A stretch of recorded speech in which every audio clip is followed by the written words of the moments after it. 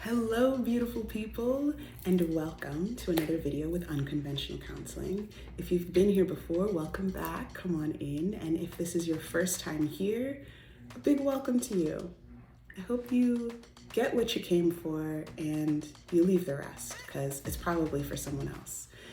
Today we are talking about winter and prepping for winter and ways to support ourselves as it pertains to seasonal affective disorder, or the SADs, as I like to call them. So I live in Chicago, and Chicago is, sometimes we joke, us who live here, sometimes we joke that Chicago has two seasons: summer for 6 months and winter for 6 months. And when I first moved here, I was like, what are y'all talking about? This place clearly has 4 seasons. However, the more time that I've spent here, the longer that I've lived here, I recognize what folks were talking about. It's cold. It gets real cold, and winter tends to last for so long. So if you as a person, I as a person, are impacted by the light, which is truly everyone, because we're all connected to the universe, we're all connected to the elements. However, the more time that I've spent here, the longer that I've lived here, I recognize what folks were talking about. It's cold. It gets real cold, and winter tends to last for so long. So if you as a person, I as a person, are impacted by the light, which is truly everyone, because we're all connected to the universe, we're all connected to the elements.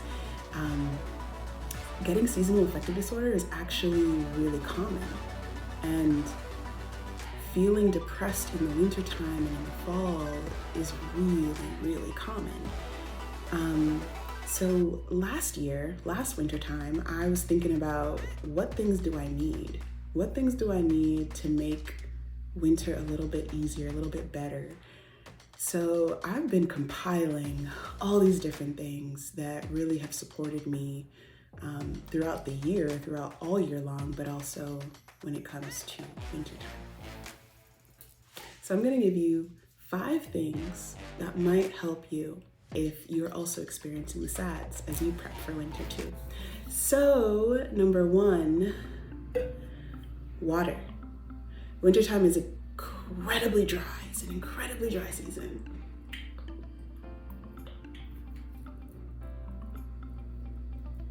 What we really want to do is guzzle as much of it as possible. That's what I believe. Everything that we ingest, we want it to have color. If you have an appetite during the winter time, just start eating some fruits and veggies if you can. Second thing that I would lightly encourage you to ingest, 5-HTP. It's a neurotransmitter support and supplement, and what it does is it mimics an SSRI. It helps with our ability to have more serotonin in our brains. If you're already on an SSRI, I would not recommend that you take this without consulting a mental health professional, and especially your psychiatrist or even your doctor. But if you're not on an SSRI and you're kind of hemming and hawing, and you're not sure if you're ready to take one, 5-HTP is where it's at. There are directions on the back of it, and basically what you do is you take 1 pill the night before. So at night before you go to bed, when your stomach is empty. So if you've just eaten, it's not the time to take it. And I've been taking it this winter, but also last winter. And what I've noticed is that the positivity, the positive mood that serotonin creates within our brains and within our bodies is more possible to access. So either get on an SSRI or potentially take 5-HTP if it aligns with your system. Check in with your intuition, check in with your mental health professionals and see what might work for you, and especially your holistic doctors, because they might have this as a resource, or they might support you in some other way. They might have another thing. Third thing, moisture. Oh my gosh. Wintertime is just, it's so dry out here. So what we really want to do is we want to get in the cracks. We want to get all up in the, you know, all the places where the ash can get into, because I don't know nobody who's ever been ashy and been happy. I don't. When I am ashy, I am not happy. I know that for sure. Because I'm feeling self-conscious. I'm feeling like there's something amiss. I'm feeling the dryness, the flakiness. I'm feeling the, you know, the tension of it all. My skin tends to crack more, and then it's harder to repair. So if you have chapstick, if you have Blistex, whatever your thing is, if you are like me, you just love a little Vaseline, if that's how you grew up, because that's how I grew up. I grew up on baby oil and Vaseline. I was shiny as fuck all the time, but I was happy is what I was. I was happy and shiny. So cocoa butter, just make sure that you have things that help create more softness and more ease when it comes to your skin. Our skin is our largest organ, and it is exposed to the elements, and the elements in the wintertime are they can be incredibly harsh. All right, number 4, color. Have you ever noticed how much you might, in seasons past and winters past, how much you might wear black? Black might be the color of the sweatpants you want to wear. Black might be the color of the boots you want to wear. Black might be the color of the coat that you have. There's something about black as a color. It's a beautiful color. I love black. I have Scorpio energy. I love black. There's something about the colors that we wear that communicate to the environment around us what we're open to and what we're available for. Black absorbs everything. So that means other people's energies, other people's feelings, your feelings, things you don't want and things you do want. Everything will be attracted to you, and then there will be so much more energy that you're holding than maybe you want to. Today I'm wearing red on top and yellow because I want to feel rooted within myself. I want to feel rooted in my connection to the divine. And I want to feel joy. I want to express joy. I want to give joy. I want to receive joy, especially up in my heart space. So here we are with yellow and red. Wintertime is an incredible time to start playing with your wardrobe and playing with colors, because things can get a little drab and a little dreary. But when you think about, like when I think about, especially when it starts snowing, how bright it becomes so bright. If there's sunlight or not, wintertime can actually be a little disorienting in terms of light. So put on your favorite color, start experimenting with things that maybe you've wanted to wear that are warming, of course. Also, you want to wear some long johns. Get some long johns. If you're into the heat tech, there are places like North Face, REI, Uniqlo. You could get long johns at really reasonable prices, and you just have a top and a bottom. Maybe you just have 2 or 3 or 1 to 2 in case funds are low as you build up over the wintertime, because again, if you're cold, I've never been cold and happy. Personally, I've never been cold and happy at the same time. So what we want to do is we want to increase the joy, the possibility of joy as much as possible during this time. Number 5 is, where'd it go? A little light therapy lamp. This is the brand that I have. It was really, really reasonably priced. I think it was like $20 or $30 when I got it last year. So I got a light therapy lamp last winter time, and I didn't use it all winter long because I was already sad. I was already experiencing seasonal affective disorder. And I got it in my head that it wouldn't work. I was like, oh, I'll save it for when I really need it. And I made it through the whole winter without using it. The thing about depression and the thing about seasonal affective disorder is it can really fuck with your mind.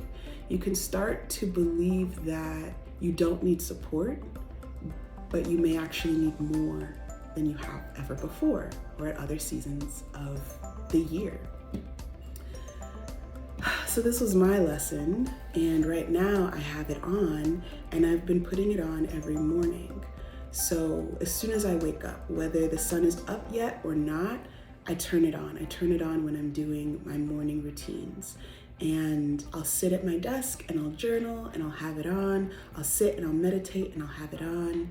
And by the time that I'm done with whatever I was doing, I don't feel worse. I'll say that much. I don't feel worse. And now I've had a few weeks where I've done it, where I've used it just about every morning. And I'm wearing yellow and red, y'all. I have high energy and it's cold. It's really cold. And I know it's going to get colder. But my energy's feeling okay. My energy's feeling tended to and nourished. So I would recommend you get a light therapy lamp for you if you don't already have one. If you do already have one, I encourage you to break it out of the box because you might need it, boo. You might need it. You might need it now. It's called therapy, right? So light therapy, the more you do it, the more it supports you. Therapy tends to be something that if we just do it once, we might feel better for a little while, or we might not feel better. But if we engage with it over time, it tends to really support us through different iterations and different contexts that we move through and different feeling states that we're in. All right. So number 6, this will be the last thing I share with you. There are so many things that I've been discovering can be really supportive for the SADs, but this will be the last one that I share with you for today, for now. I love plants. I love plants so much. And something that I did last winter time is I got little, the little tiny planters, like the 1-inch or the 2-inch little pots that you can get. Usually they're like really affordable, maybe like $5, max maybe $10, depending on what you're splurging for. But the little guys or girls or non-binary little plants, we don't have to gender everything. However, so I got these little ones, and throughout the winter, last winter, I just kept tending to them. I just kept watering them. They didn't get much light because there wasn't much light, but they grew. And even though I was so sad, every so often I would water them. I put them in an app so that I would remember, so that I wouldn't forget.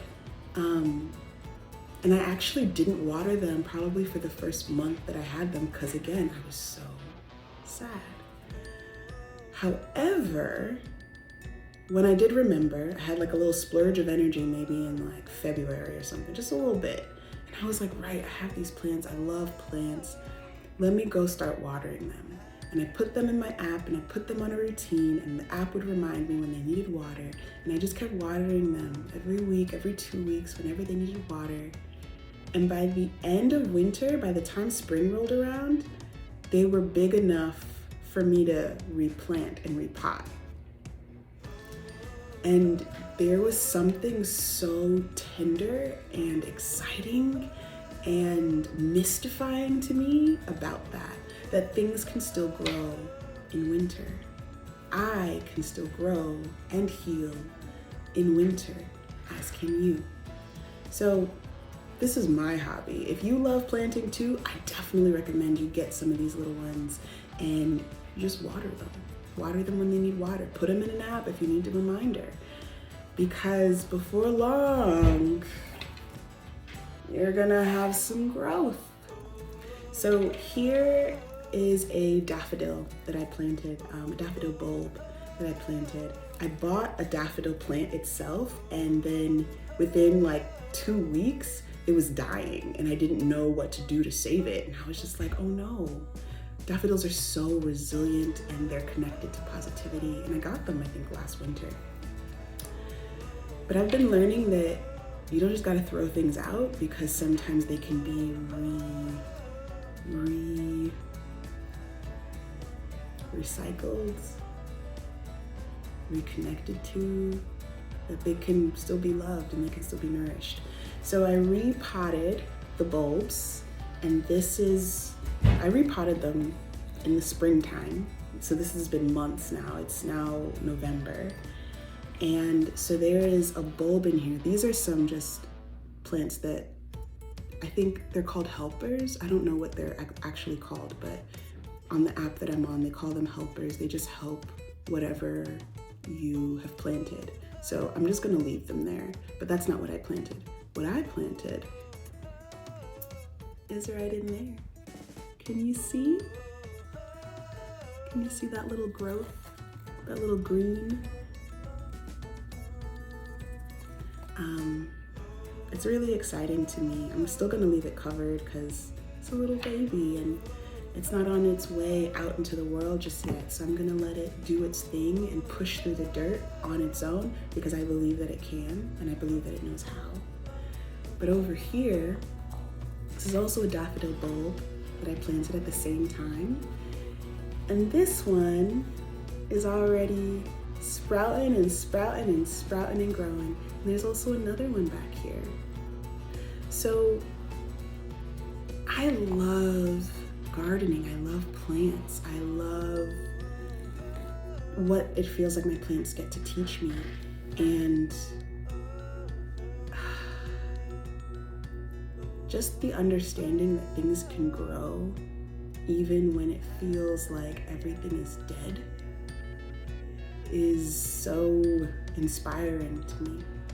So these are the 6 things that have helped me throughout previous winter times and that I'm gonna continue doing during this winter. And I hope that they help you too, or they inspire you to find something that helps you. All right, I will pause our video here and I'll catch you in the future. Bye, take good care.